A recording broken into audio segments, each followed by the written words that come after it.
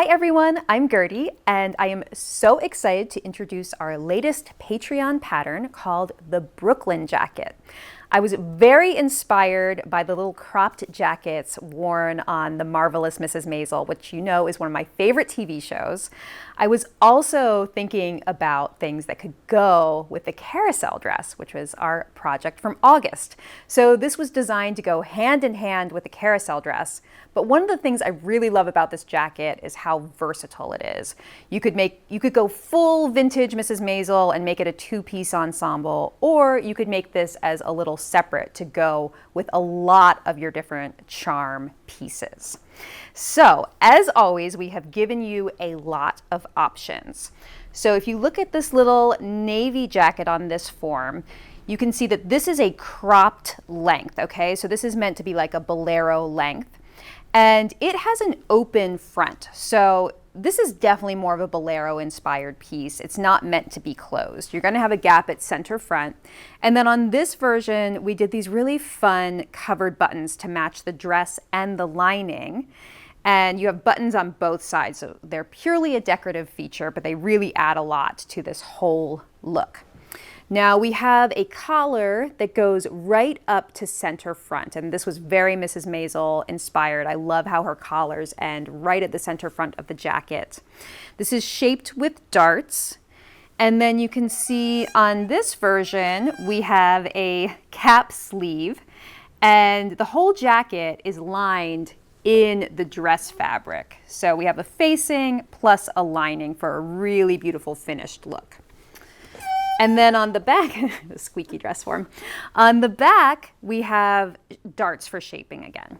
Okay, so next, let's take a look at the other variation that Susie wore in the photo shoot. So on this jacket, you can see this is the waist length version. It's a little bit longer than that cropped variation, so it's meant to go right to your natural waist.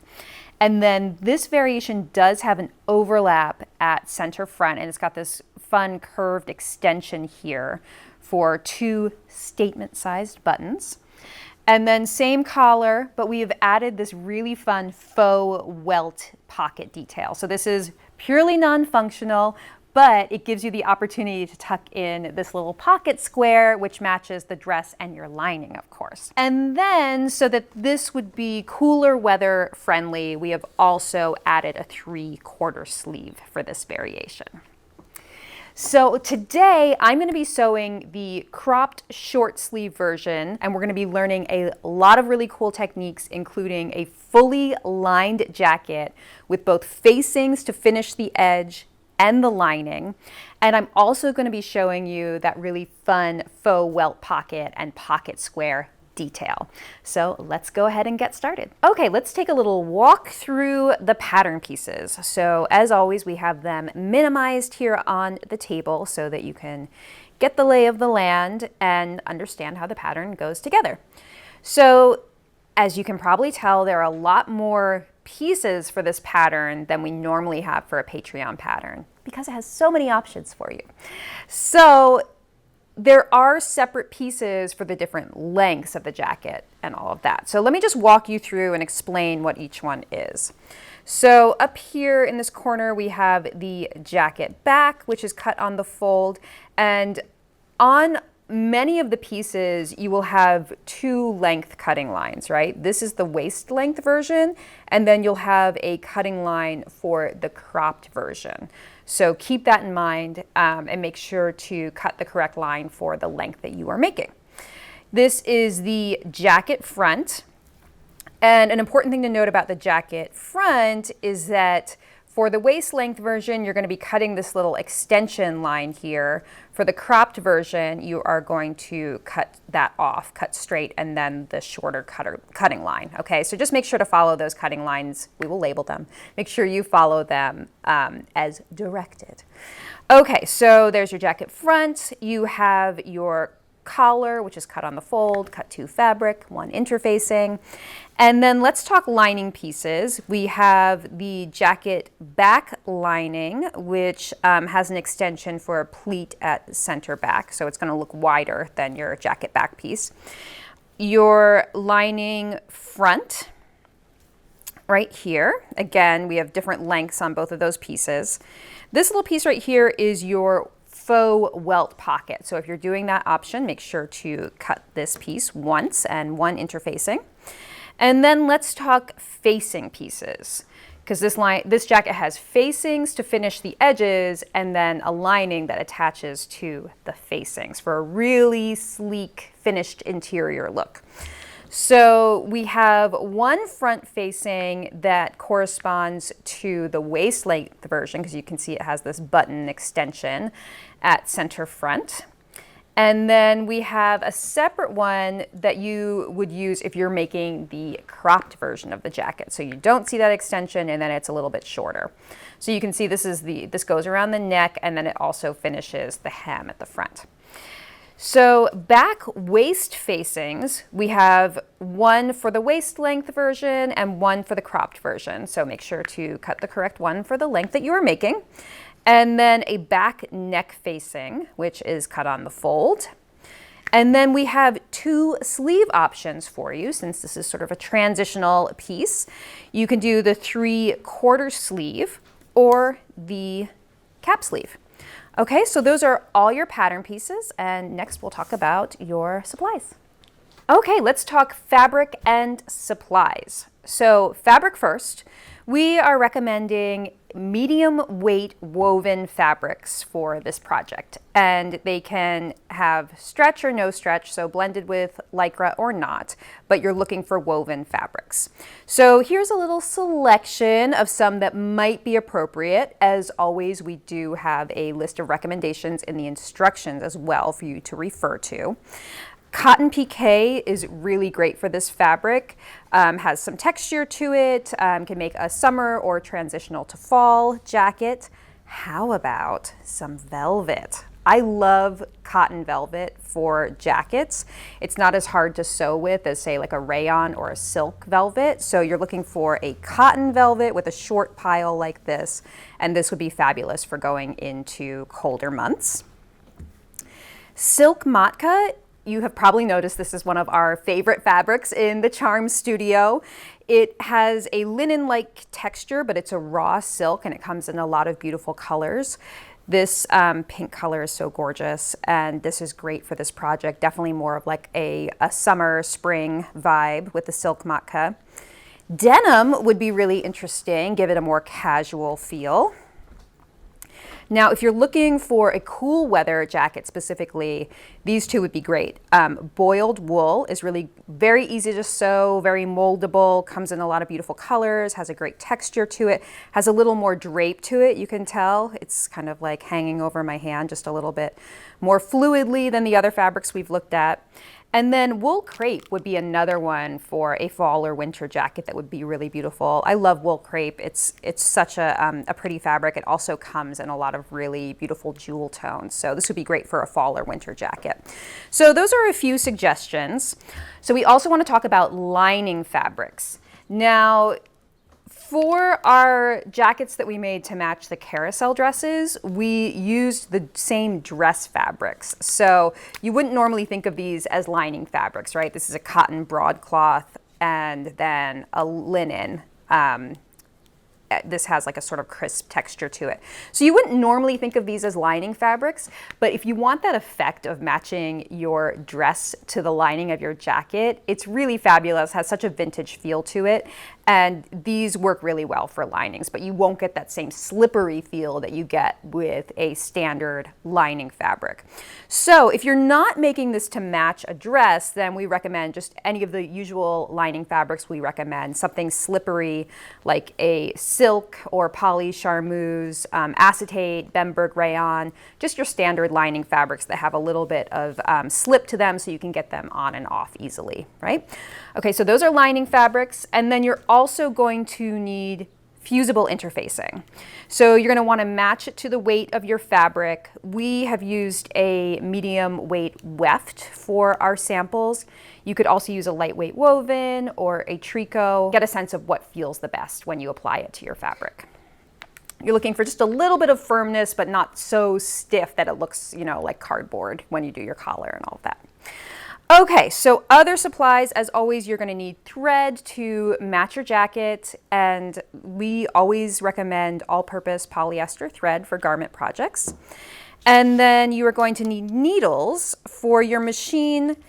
For the silk matka that I'm sewing with today, I'm going to be using a size 80-12 Microtex. I'm sure you've heard me say before, Microtex is my favorite kind of needle just because it's very sharp and it pierces the fabric really well. So that's the kind that I'm using. You will also want to have a hand sewing needle handy because there is some hand sewing in this project. And so I just use a size 9 hand sewing needle. And then finally, if you would like to make fabric covered buttons to match your jacket, or alternatively, you can make them to match your lining as a really cool effect, you'll want a covered button kit. And we just buy the refill kit here in the studio, and then I do have a YouTube video where I show you my techniques for covering buttons, so we will link you to that YouTube video. Okay, so that is it for supplies and fabrics. Let's get started sewing. So we are trying something a little bit different with this video. We have already constructed the major seams and darts and everything of the jacket. We're trying to spend less time on things that we've already shown you, like how to sew a dart, and more time on things that you haven't seen before. So in this first section, I'm going to be going over a faux welt pocket, which is something that we've never done before.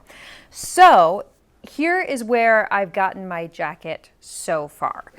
I have sewn the darts on the jacket front. There's a bust dart and a waist dart, and there are the back waist darts. Oh, and before I did that, I stay stitched the front and back necklines. Okay. Then I sewed the jacket front to the jacket back at the shoulder seams and side seams. Okay, so I have a completed jacket shell right now. And so that means the first thing we have to do is sew the faux welt pocket. Okay, so I'm going to walk you through this. So I've already sewn mine and I want to show you how I did it. Here is the pattern piece, right? So you cut one fabric and one interfacing, and then you fold it right sides together. So let's pretend the side with the type on it is the right side. Right side is together lengthwise, and then stitch at 5/8 of an inch, 5/8 of an inch on each of these short ends. Trim, and make sure to trim away in the corners. Turn it right side out and get these corners nice and crisp. And press it flat, and then baste these open lower edges closed. Okay, so you have a little rectangle right here that's going to become that little faux welt. Okay. Next thing I'm going to have you all do, and I'm going to do, is to mark in the seam line on the lower edge of the welt pocket, because this is where we're going to stitch it to the jacket itself. So I'm going to use one of these little chalk pens and my gridded ruler, and I'm measuring up 5/8 of an inch from the raw edge and marking a nice line for myself here. So this is the stitching line to stitch it to the jacket. Okay, so let me grab my constructed jacket shell again. And the welt pocket goes on the left side. And you can see I have two little circle marks that I transferred from the pattern. And this is the lower edge of the pocket. So what we're going to do is place it right side down and align the edges with your two dots. And we're going to pin it in place. And what's going to happen is we're going to stitch along this line, and then this will get folded up to form that welt. We don't want to see any, we're pretending that this is a welt pocket, right? So we don't want to see any visible stitching on this. So you don't want to just top stitch it down. That's why we're kind of hiding the stitching behind. Okay, so a few pins just to keep it in place as we stitch. And now I'm going to place this in my machine and stitch along this line. So I'm just making sure I'm at like 2.5 for my stitch length, straight stitch. And you want to take this slow and really be sure to stitch right on that marked line, because if you get off at all, your welt is going to look uneven.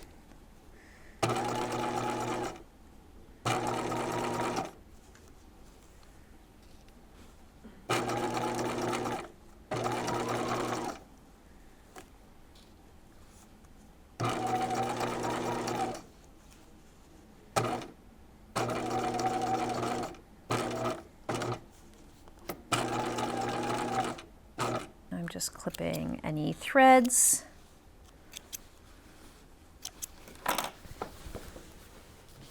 Making sure my iron is hot because we're going to need that in just a minute. And one thing I would recommend doing next is trimming down this seam allowance. So I'm going to trim it by about half. So make sure you don't actually cut through your jacket. That would be bad. But you can cut this down by about half so that the seam allowance doesn't peek out above the welt. Okay, I'm going to use my ham here just so I have like a bit of a raised surface to work on. And I'm going to turn the welt up like that, and now we're going to press it in place. And see how it looks, really looks like a welt pocket because we've hidden the stitching in that first step there. So get it nice and flat here.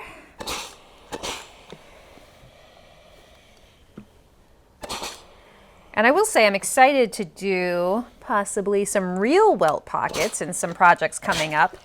But for this one, you know, it's not a great place to have a pocket anyway, and it's such a small decorative feature that this really shows you how you can just add this on. You could add it to a dress or anything you like. Okay, so next thing I'm going to do is pin the ends, the short ends in place.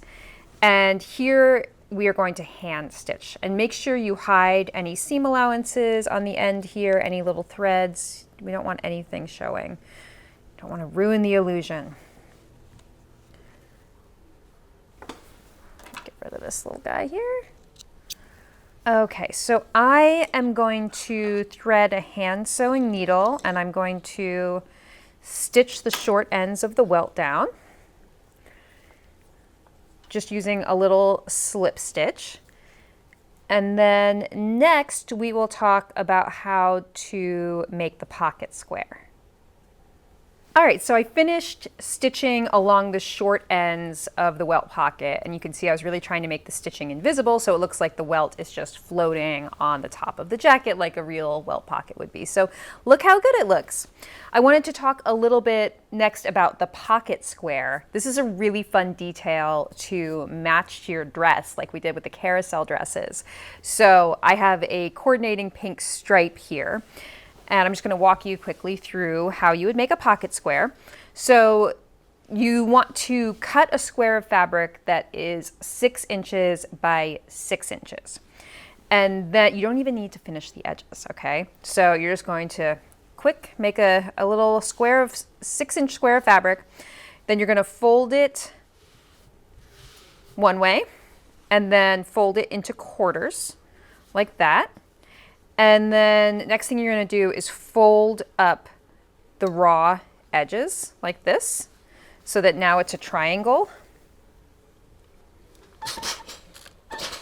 And press the whole thing. So now you have a triangle like this.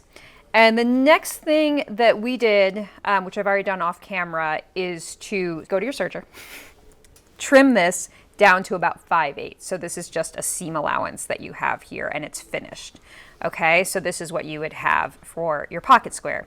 And you don't need to worry that these little corners are unfinished because this is going to get totally hidden inside the welt. So if you look at the welt here, we have this upper edge. We are just going to kind of fold this in here and you can kind of squish in the short ends, the little points of the triangle here and see how cute it looks in there.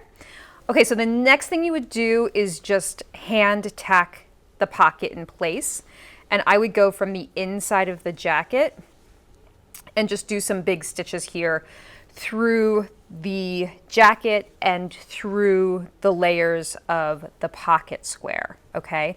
And if you want to wait until you fully line the jacket to do that step, that would mean that you could more easily take the pocket square out too. So if you have ideas to like exchange, you know, wear one jacket with different dresses and then switch out the pocket square, that would be an easy way to do that. So you would just want to wait until after you've done all the other finishing work and lining and everything on the jacket, so that you don't have to go between the layers to let out that stitching.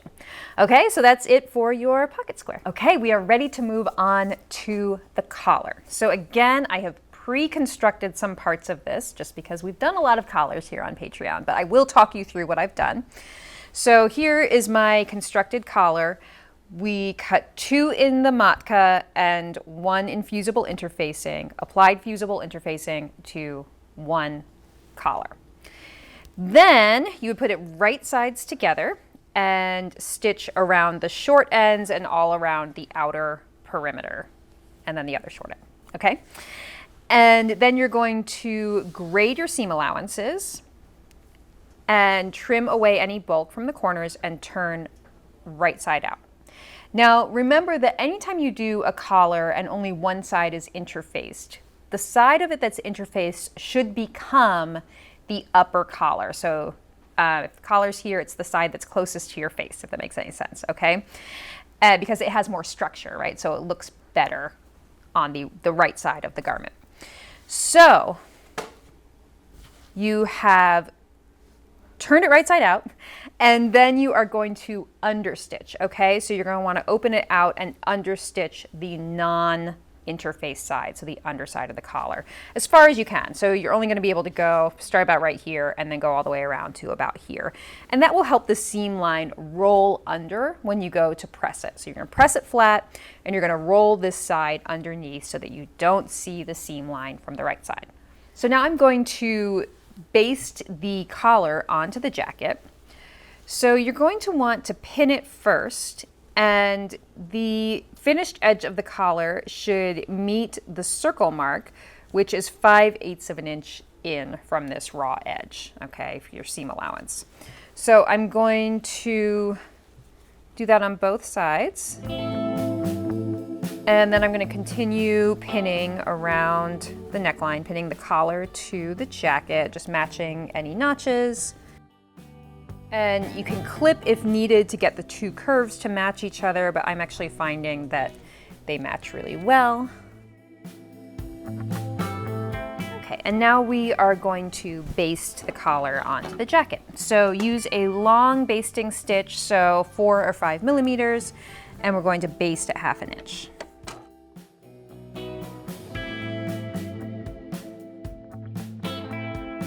Okay, so now your collar is basted onto your jacket, and next we can move on to the facing. Okay, so next we are going to work on the facing and sewing the facing to the jacket. So the facing is in 3 pieces, right? You have your front facing, the back neck facing, and then the back waist facing. So you're going to sew all of those pieces together, and remember they should be interfaced. Sew them together at the shoulders and at the side seams, press open, and then you should have this crazy looking ring like this, okay? So you've probably guessed the next thing we're going to do is stitch this to the jacket itself. So some patterns will have you sew the lining to the facing, and then you sew the whole unit to the jacket, which is a perfectly fine way of doing it as well. I personally have always liked to concentrate on getting the facing onto the jacket. Then you can get the edges nice and crisp and then sew the lining on. So that's just my personal preference, but if you like doing it the other way, there's no reason not to really. Okay, so we are going to pin the facing to the jacket around all edges. So spend a little time with this. I'm just going to go ahead and keep pinning all the way around, making sure that I'm matching any seams, like the side seams need to match each other, notches, etc.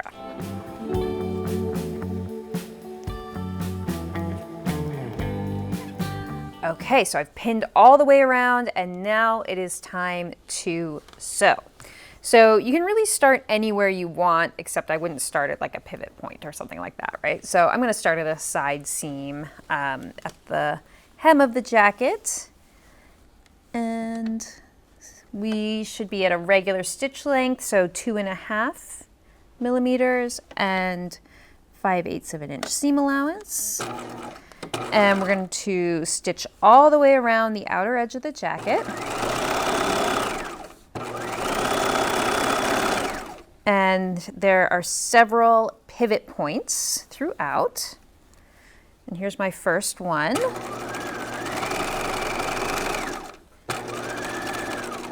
So I'm just making sure that I'm pivoting exactly at 5/8.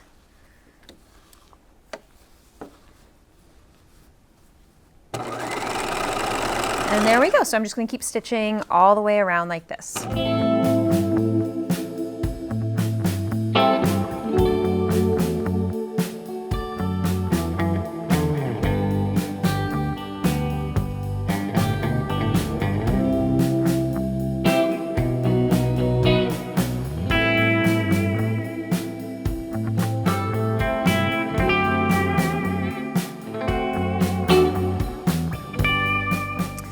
Okay, so I have sewn all the way around the outer edge of the jacket.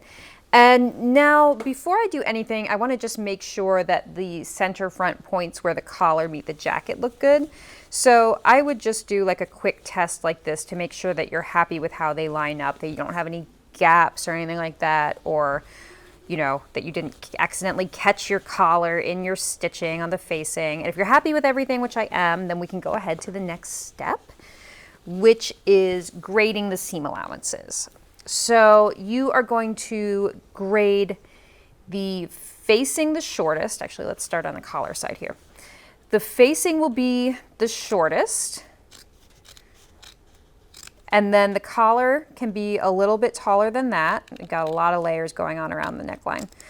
And then the jacket itself can be slightly taller than that. Okay, so this is going to take me a little time. I'm going to go all the way around the jacket, grading all the layers like that.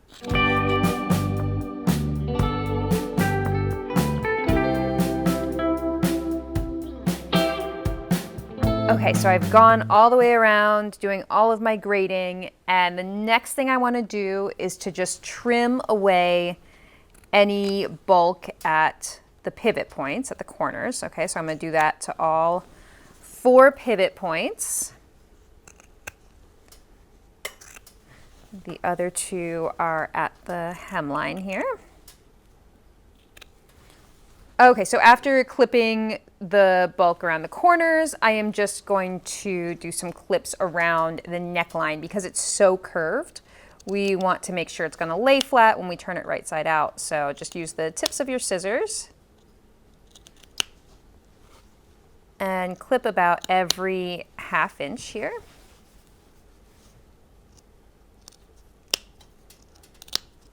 And you really have to have sharp scissors for this. You don't want to have to go like that. That's very scary because you could definitely cut into your jacket that way. So make sure you have nice sharp scissors and you can just use the points. There are also these little scissors called tailor's points that are kind of for this purpose because they're short and they're thicker, so they're meant to do thick layers of fabric like this. But I find that these Kai scissors work really well for this too. You just have to use a little extra elbow grease. Okay, so now that I've done all that clipping, the next thing we're going to do is turn those corners right side out. Get them nice and crisp there, and I'm sure you can probably guess the next thing we're going to do is understitch.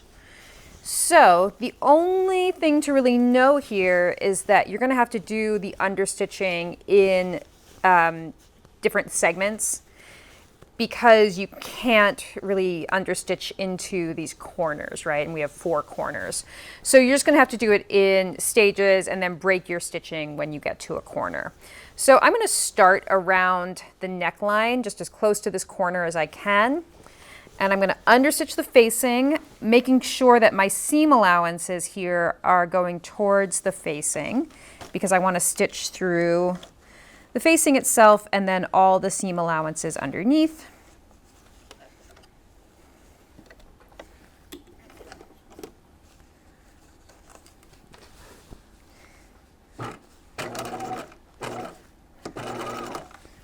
So stitching about a 1/16 of an inch away from the seam line, and again, just making sure that all those seam allowances are underneath your stitching.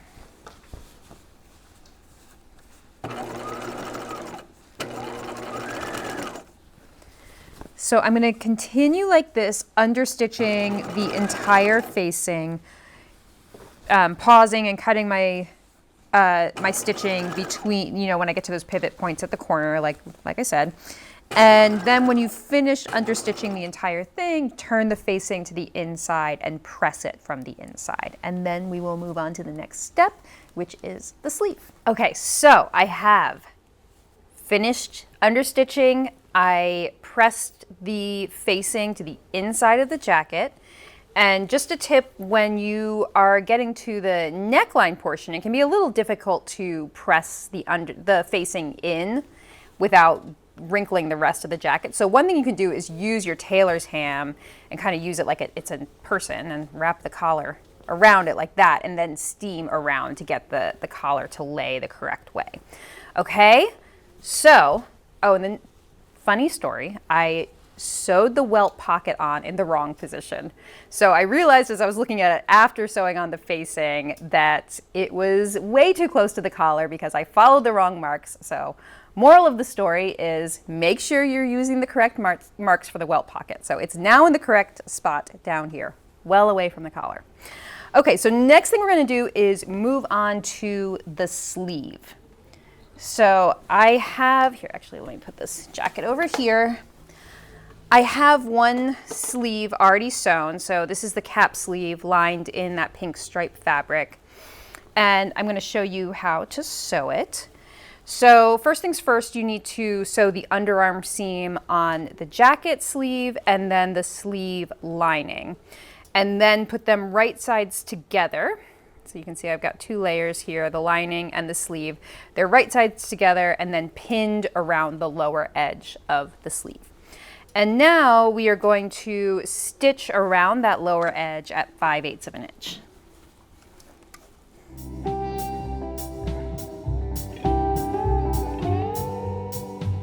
Okay, so after stitching, you are going to grade your seam allowances again. And so the lining will be the shorter one, and then the sleeve itself should be slightly taller. So I'm going to go around and do both these seam allowances.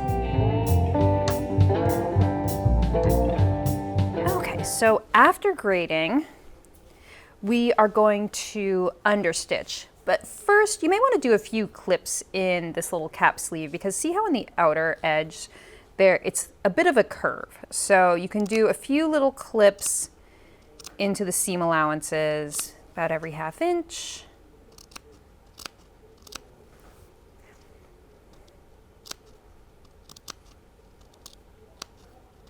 Okay, and now we can flip the lining out from the sleeve, and we're going to understitch the sleeve lining. So we're going to understitch right here.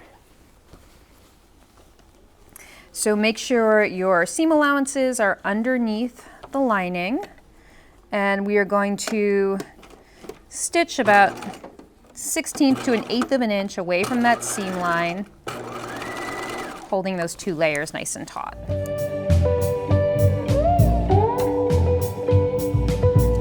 Okay, so that is understitched. Now I can flip it to the inside of the sleeve again. And now we're going to press that lower edge of the sleeve to make it look nice and crisp. Okay, so I'm just going to work in between the layers here, pressing that lower edge.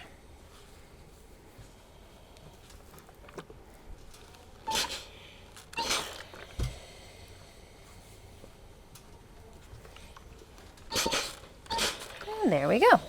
Okay, so a couple more steps here with the sleeve. We are going to pin these two layers together around the sleeve cap.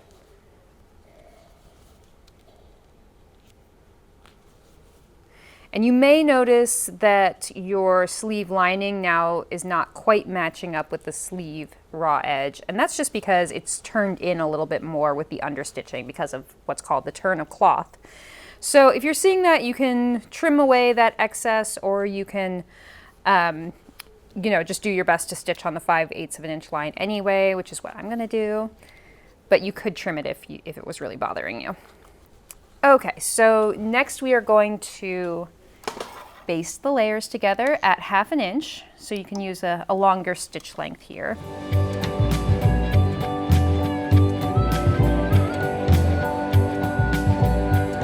Okay, and now it is time to set the sleeve into the jacket. So I'm going to teach you a cool little trick called crowding. I think we may have done this in a video before, but I can't remember when, so it's been a little while.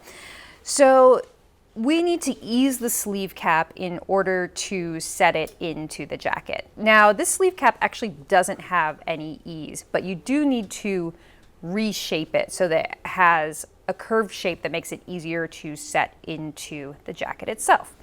So what I'm going to do is between the sets of notches, so see there's a double notch on the back of the sleeve cap and a single notch on the front. Between those two sets of notches, I'm going to do what's called crowding. And to do crowding, you're going to want to be on a longer stitch length, like around 4 millimeters long. And I'm going to go just inside my basting stitch right here. And I'm going to start stitching, but I'm going to use my left index finger behind the presser foot, and I'm going to hold it there. And as I stitch, I'm going to let the fabric build up behind the presser foot here. So it's getting all crowded back there. And if it gets too crowded, then you can just release it and start over.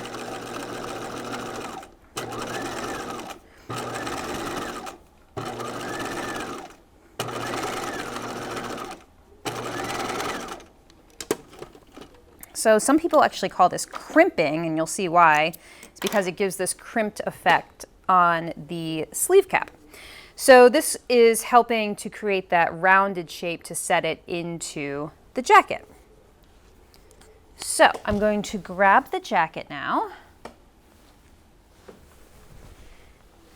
and figure out which sleeve this is. Okay, it is the right sleeve.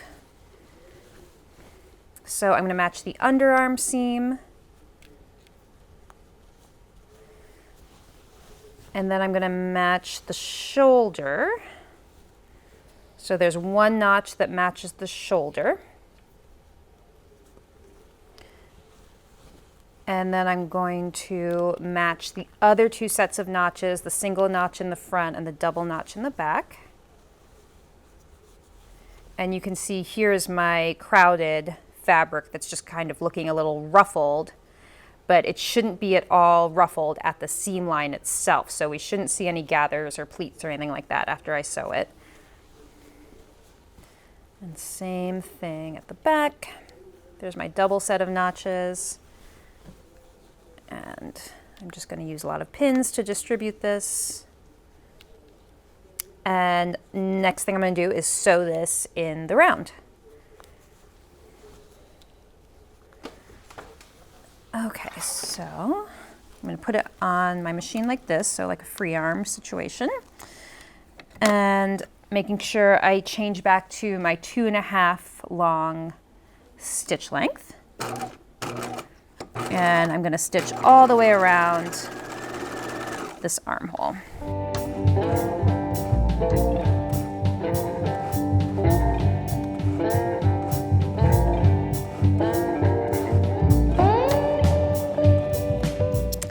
Okay, so I've set in the sleeve, and you just want to double check that you didn't get any weird little pleats or anything like that, and that you're happy with how it looks. So that looks pretty good. So before we go to the next step, one thing I always like to do on my sleeves, especially on things like jacket that get a lot of wear around this area, is to do another line of stitching under the arm between the two sets of notches again, but underneath rather than over. So you can do a row of stitching about 1/8 of an inch from your first line of stitching.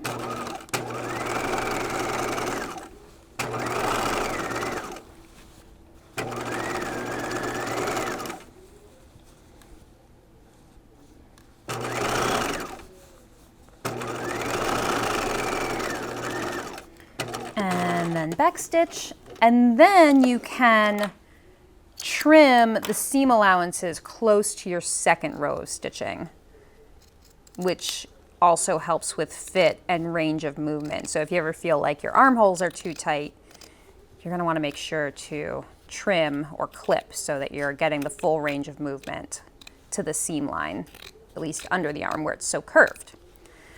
Okay, and then you can leave the rest of it longer, but you want to make sure that you have that range of movement under the arm. Okay, so there's one set in sleeve. I'm going to go and set in the other, and then we can move on to sewing our lining. Okay, so I have set both sleeves in. Got a lot of threads here to trim off, but I've set both sleeves in. And the next thing we're going to do is talk about the lining. So once again, I've done a lot of the construction just so that you don't have to watch the boring parts, and I can just kind of talk you through what I've done. And of course, you know, you can refer back to the instructions if you need to. But what I've done is the lining has pleats rather than darts. So you're just going to sew them together along the pleat lines, and then so you don't have to sew all the way to the point like you would with a dart. There's a little dart on the front at the waist, and then two tiny little pleats. I'm sorry, a little pleat instead of a dart on the front here, and then two tiny little pleats on each side of center front on the back waist. And then, like a lot of jacket patterns and all jacket and coat patterns that we do at Charm Patterns, we include a center back pleat, which just gives you extra moving room in the lining so that the lining doesn't feel too tight on a piece of outerwear. So we have marked lines at the top and bottom. You're going to stitch along those marked lines, and then the pleat gets pressed to one side. It doesn't really matter which side, okay? So you're going to sew all your pleats.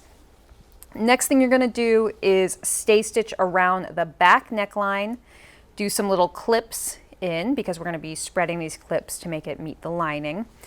Same thing with the armholes. You're going to stay stitch all the way around and then clip into the curviest parts of the armhole. So really the bottom half of the armhole. And then finally, I turned up the lower edge of the lining 5/8 of an inch, okay? And of course I sewed the shoulder seams and the side seams, so it's fully constructed. And now we're going to sew it to the jacket. So grab your jacket, and then for this part you kind of have to flip the facing out of the jacket again, and you're going to put these two pieces right sides together. You can start by matching your shoulder seams.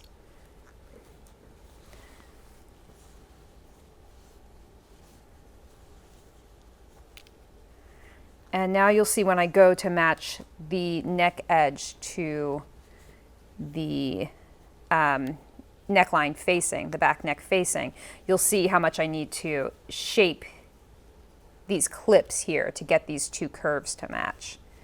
Because one is a concave curve and the other is convex. So you just need to get them to match each other. Oops.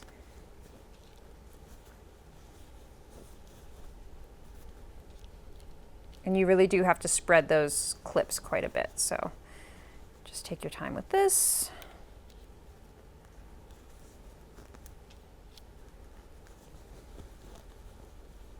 Use a lot of pins for this.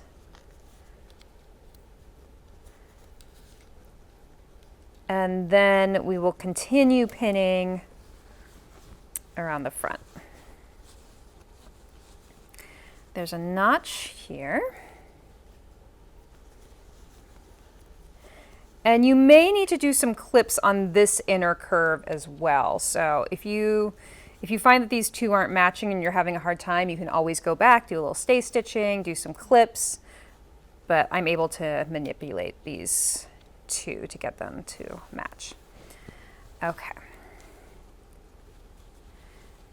And now along this front edge, the straight front edge of the facing.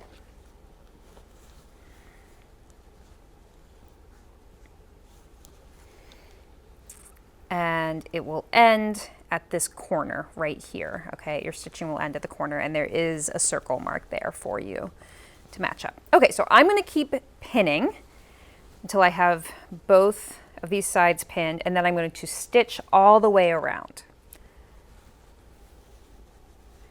So it's going to remain open along the back waistline facing, okay? Keep that in mind, because that part is going to have to be hand stitched.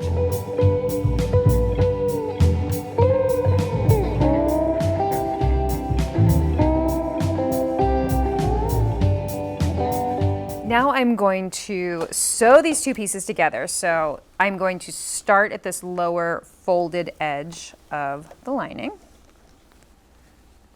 5/8 of an inch.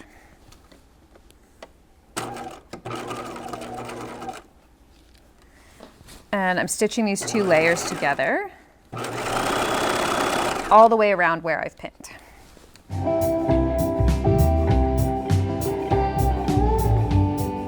I have finished sewing those two pieces together, the lining to the facing, and then I trimmed those seam allowances down. I just held, instead of grading, I just used that trick that we talk about sometimes where you just kind of hold your scissors at an angle so it sort of helps grade. You can see one looks a little bit longer than the other here, so it helps grade it without you having to cut them separately. So I really only use that trick when it's, you know, two layers that are fairly close to each other in weight. Which these are. So next thing we're going to do is turn the lining to the inside of the jacket, and we're just going to talk through some of the finishing steps that you're going to do. Okay, so look how cute it's looking. All right, so flip that waist facing up, and as you can probably guess, there's going to be a lot of hand stitching happening next. So what you're going to do is you're going to pin the lower edge, the seam allowance, you know, match your side seams, and the seam allowance should just overlap by the width of the seam allowance there. And when you're pinning and stitching through, make sure that you're not stitching to the outer layer of the jacket. You just want to be stitching the lining to the facing underneath it, okay? So I'm going to continue like that, pinning all the way along the lower edge of the facing to center front. And the next thing you're going to do is the armholes. So let's take a look at this. I find it easiest to do this part if I turn it inside out and then push the sleeve out of the jacket. And what you're going to do is, you know, we did the stay stitching and the clipping around the armholes. Now we're going to turn in that seam allowance, and you're going to pin it in place just over the seam line like this, okay, all the way around the sleeve so that you get a nice clean finish on the inside. Okay, so pin all the way around each sleeve, and then you're going to slip stitch all of that in place by hand. Okay, and then the final thing, well, things are, if you would like to do buttons, and buttons are optional on the cropped version because it doesn't close, right? It doesn't overlap at all, it has this gap. So like I said, the buttons are purely decorative, so you can do 2 rows of buttons. It's really cute to match, you know, cover your buttons in your lining fabric. And we will be linking you to a blog post where I show you how to cover buttons. I have some tricks that make it a lot easier than the directions on the package. So check that blog post out. And so then you would sew your buttons on. You don't even need to make buttonholes because they're purely decorative. So sew your buttons on, 4 on each side of the opening as marked. And then the final thing, if you are doing that pocket square, you would put your pocket square in there. And then here is where I would suggest that if you're going to tack it in, if you would like it to be removable, you can tack through the lining too, so that then when you want to go remove it or change up the print on your pocket square, you can just do, you know, rip those stitches and pull it out. So there you have it. After those finishing steps, your jacket is done. Okay, everyone, that is it, your Brooklyn jacket. I hope that you've loved learning to sew this today. We learned a lot of great techniques, including fully lining a jacket, doing that really fun faux welt pocket detail, and then crowding a sleeve cap, which is one of my favorite techniques. Thank you all so much for being patrons. I cannot wait to see what you make. So don't forget to tag me and use the hashtag #CharmPatterns and Brooklyn Jacket. Thank you so much. I will see you next time. Goodbye.